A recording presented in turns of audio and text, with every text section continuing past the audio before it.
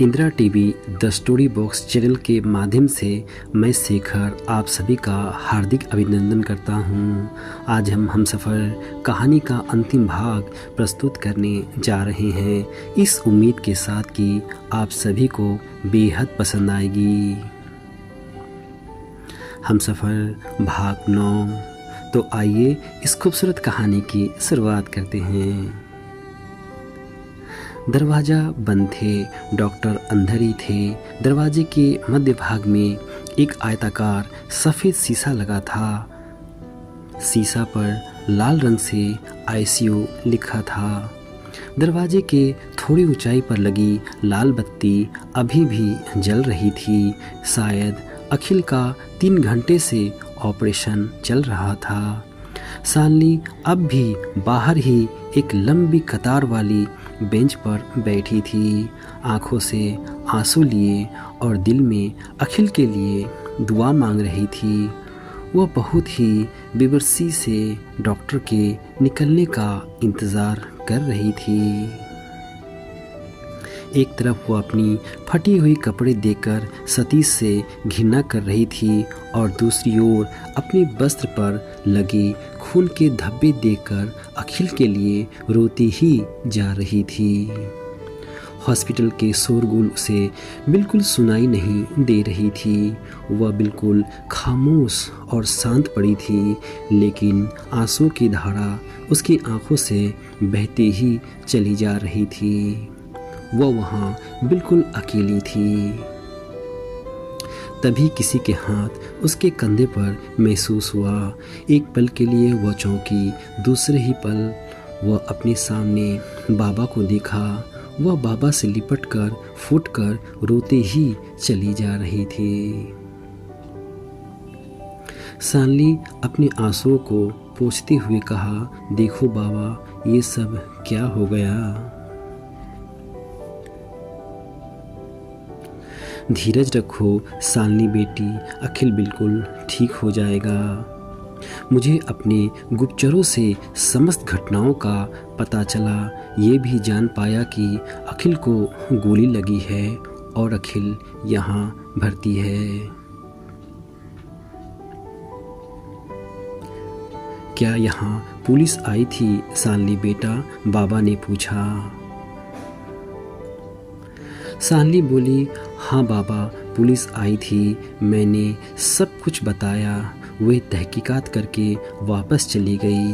शाम तक पुलिस सतीश को ढूंढकर गिरफ्तार कर लेगी। मैं अपना बयान और एफआईआर दर्ज कर दी हूँ। सतीश को उसके किए की सज़ा जरूर दिलाऊंगी। आप देख रहे हैं Indira TV the story box.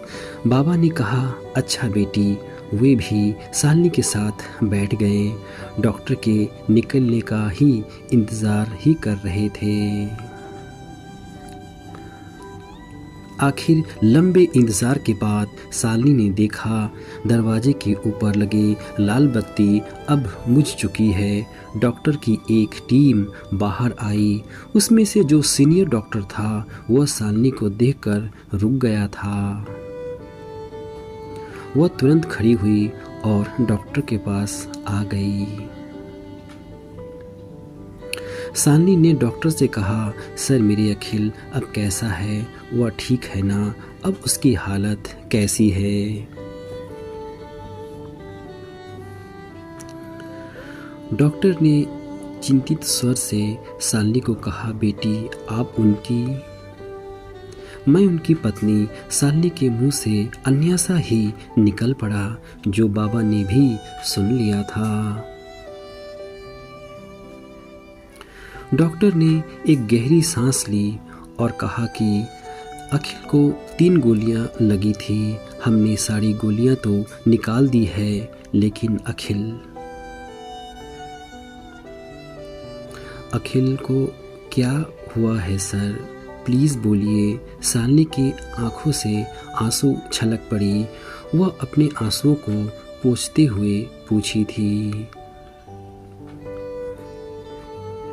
धीरज रखो बेटी। डॉक्टर ने कहा कि अखिल अब कोमा में चला गया है।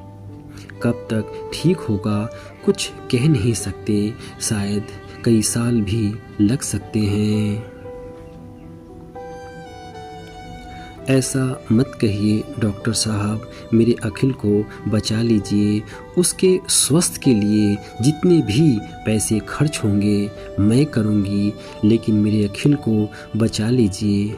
बस इतना बोलकर शालिनी सिसकियाँ लेकर रोती ही चली जा रही थी।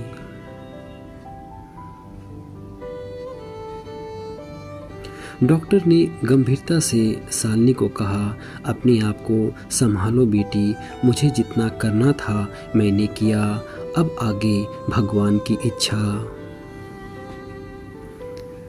इतना कहने के बाद डॉक्टर चला जा रहा था, लेकिन शालिनी वहीं अपनी जगह पर खड़ी रही और डॉक्टर को जाते हुए देखते ही रह गई थी।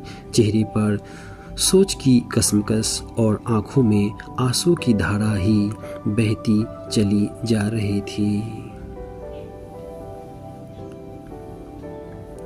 तभी बाबा आगे आए और शालिनी को छोटी बच्ची की तरह उसे गले से लगा लिया। वे शालिनी को आश्वासन दे रहे थे, उसे दिलासा देते जा रहे थे। दूसरे ही दिन तार द्वारा सेठ गोपाल दास और शालिनी के पिता मधुकर साहब को बुला लिया गया। वह दोनों एक ही साथ हवाई जहाज़ द्वारा पहुंच गए। यहाँ आकर पूरे हालात जानने के बाद उनके होश उड़ गए। सेठ गोपाल दास ने शालिनी के पांव पकड़ लिए। बेटी, मेरे सतीश को बचा लो, पुलिस उसे पागल कुत्ते की तरह ढूंढ रही है, न जाने कहाँ कहाँ मारा मारा फिर रहा है। मेरे बुढ़ापे की लाज तुम्हारे हाथ में है। भगवान के लिए मेरे बच्चे को बचाकर मेरी राज रख लो। हमारा परिवार वर्षों से इज्जतदार कहलाता है, कभी किसी को उंगली भी उठाने का अवसर नहीं मिला। मुझे इस कलंक से बचाओ। आप देख रहे हैं Indira TV the story box. Shalini ने उनकी बात का कोई उत्तर नहीं दिया और वह उत्तर दे भी क्या सकती थी। उसी दिन एकांत में मधुकर साहब ने शालिनी से कहा, शालिनी बेटी, मैं जानता हूँ तुमने जीवन में कभी झूठ नहीं बोला। मैं इस बात पर तुम्हें विवश नहीं करता और न ही तुम्हें कोई आज्ञा दे सकता हूँ, लेकिन मैं एक पिता होकर तुमसे यह प्रार्थना ज़रूर करूँगा कि अगर हो सके तो सतीश को बचा लो।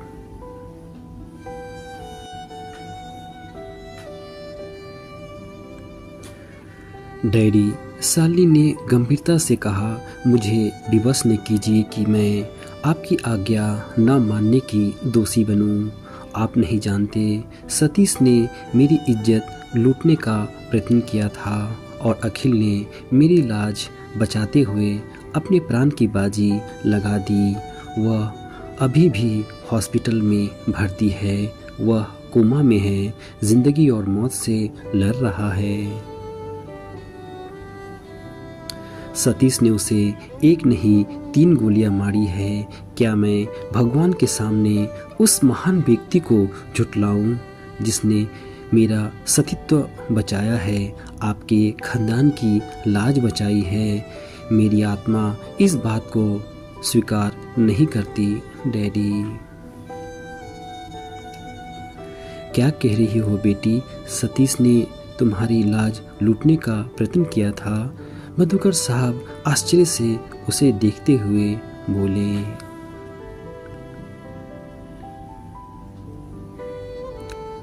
जी हाँ डैडी, शालिनी ने गंभीरता से होठ बीच लिए। इसके बाद मधुकर साहब ने कुछ भी नहीं कहा।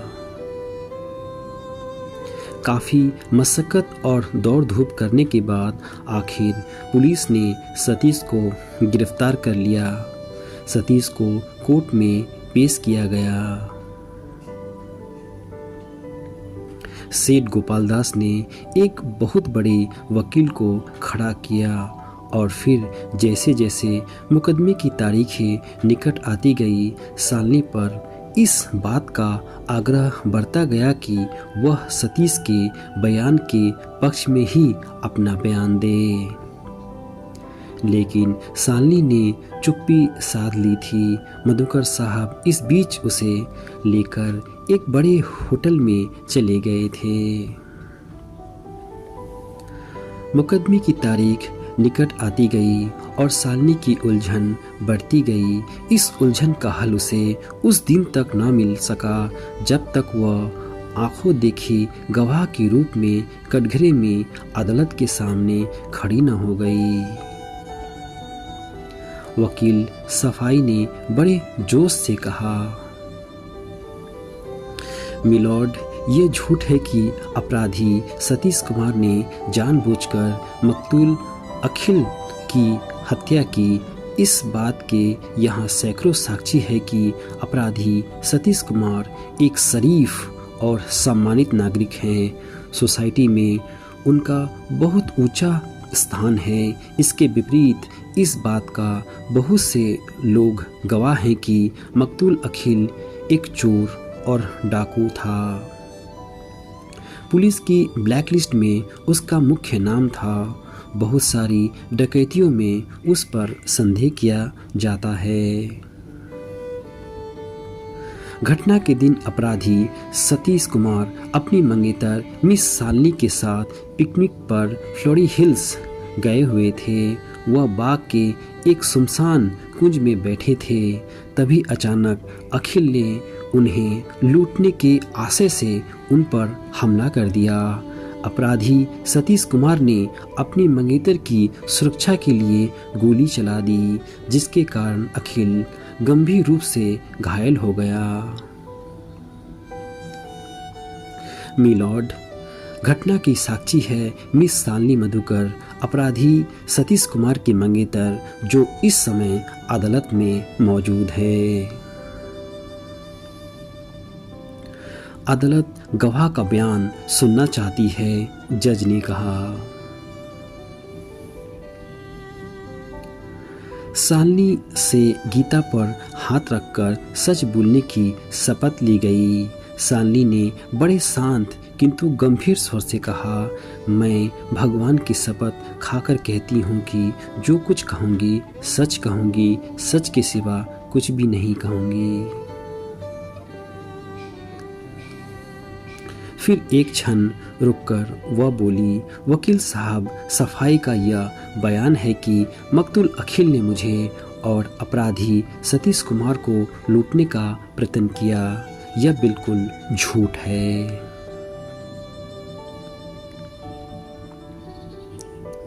वास्तविकता यह है कि मकतूल अखिल ने मेरी लाज बचाने के लिए अपने प्राणों की बाजी लगा दी, जो अभी भी अस्पताल में भर्ती है और जिंदगी और मौत से लड़ रहा है।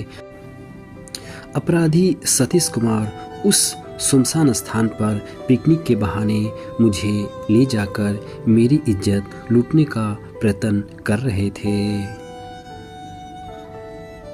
अखिल शोर सुनकर अचानक वहां आ गया और मुझे बचाकर ले जा रहा था कि अपराधी सतीश कुमार ने उस पर पीछे से एक नहीं 3 गोलियां दागी।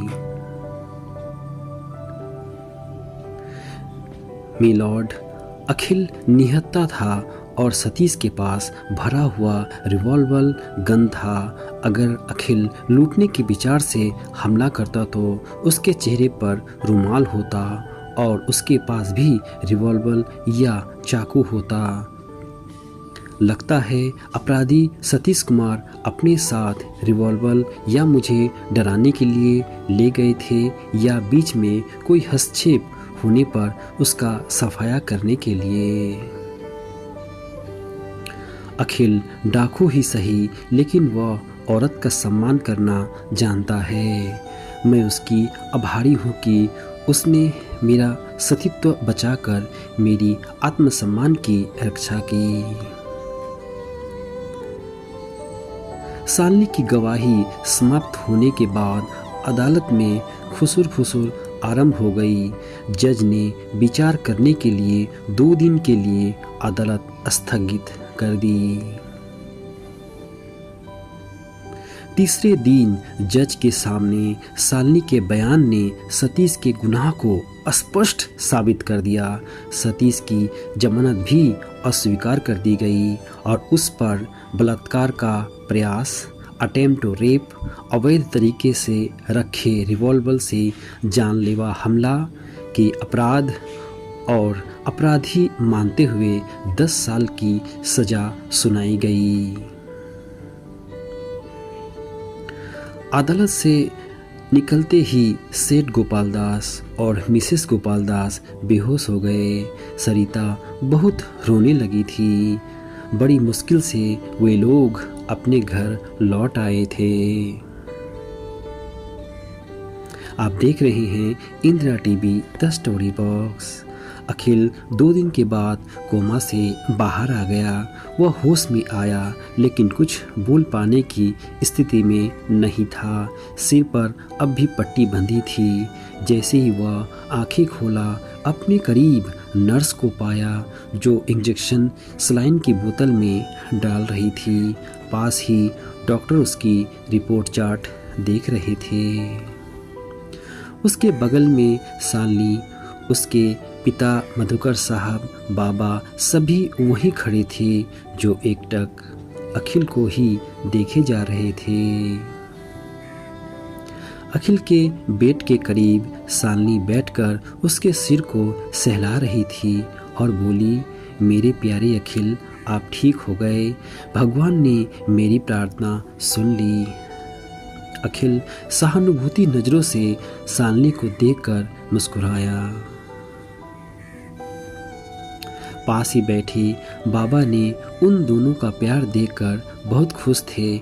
मधुकर साहब डॉक्टर द्वारा लिखे दवाओं की पर्ची लेकर बाहर दवा लाने गए थे।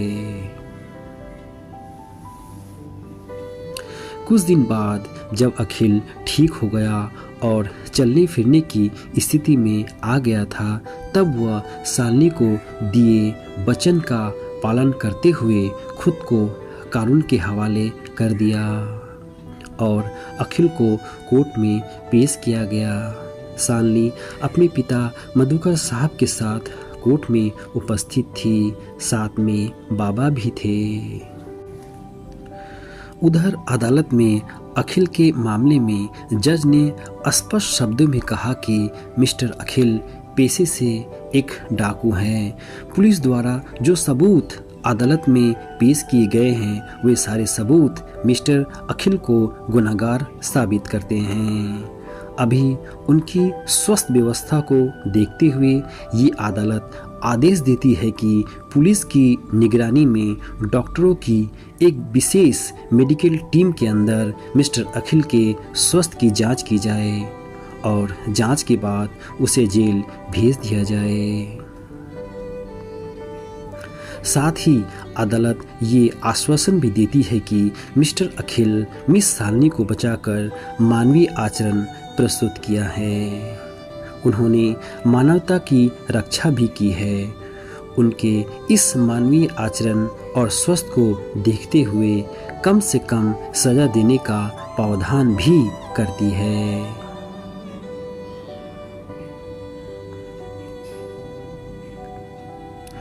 अदालत के बाहर ही एक एम्बुलेंस खड़ी थी। उसके आगे पुलिस जीप थी।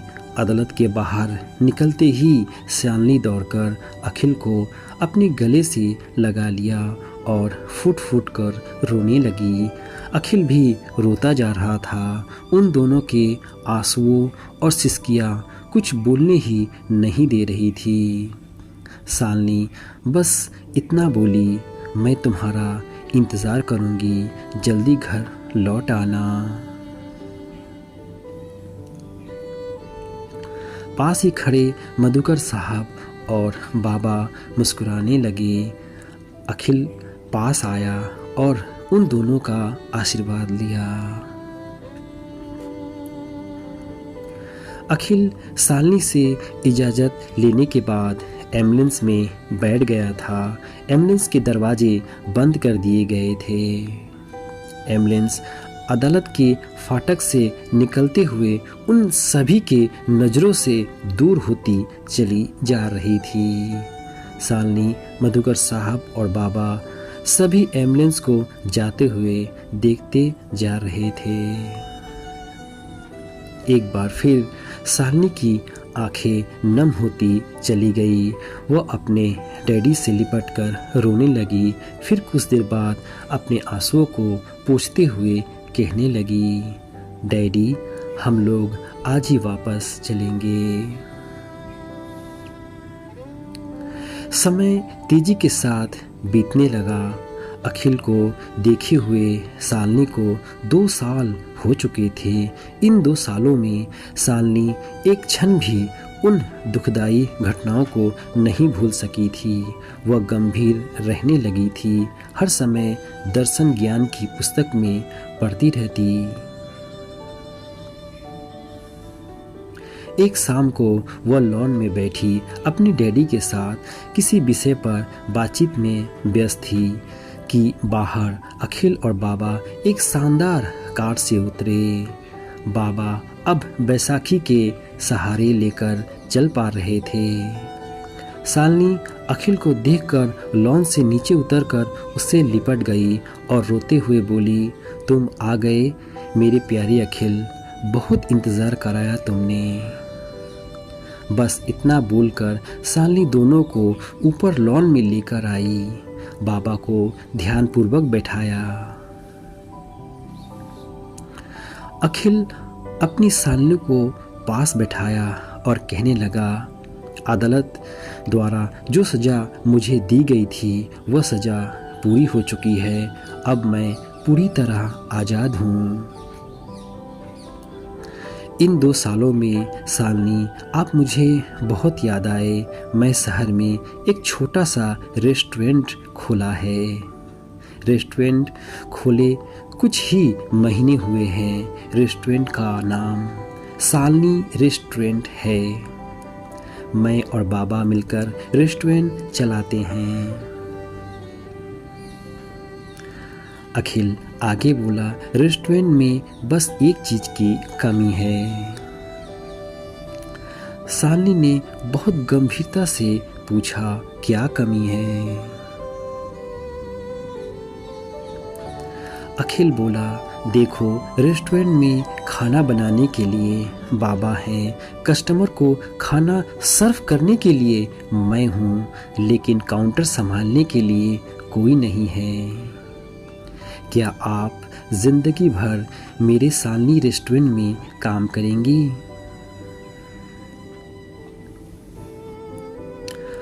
हाँ मेरे हमसफ़र, मैं ज़रूर करूँगी, सालनी मुस्कुराते हुए बोली।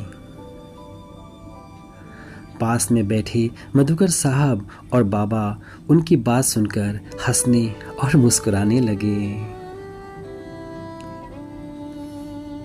बाप और बेटी ने बढ़कर अखिल और बाबा का खूब स्वागत किया और फिर उनके रिश्ते भी तय कर दिए।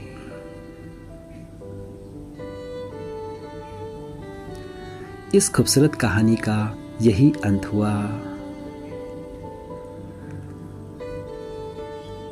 आपको ये कहानी कैसी लगी? अपने बहुमूल्य विचार आप हमें कमेंट में बता सकते हैं, या कोई सुझाव देना चाहते हैं तो वो भी कह सकते हैं। मुझे आपके सुझावों का इंतज़ार रहेगा। अपना ख्याल रखें। धन्यवाद दोस्तों।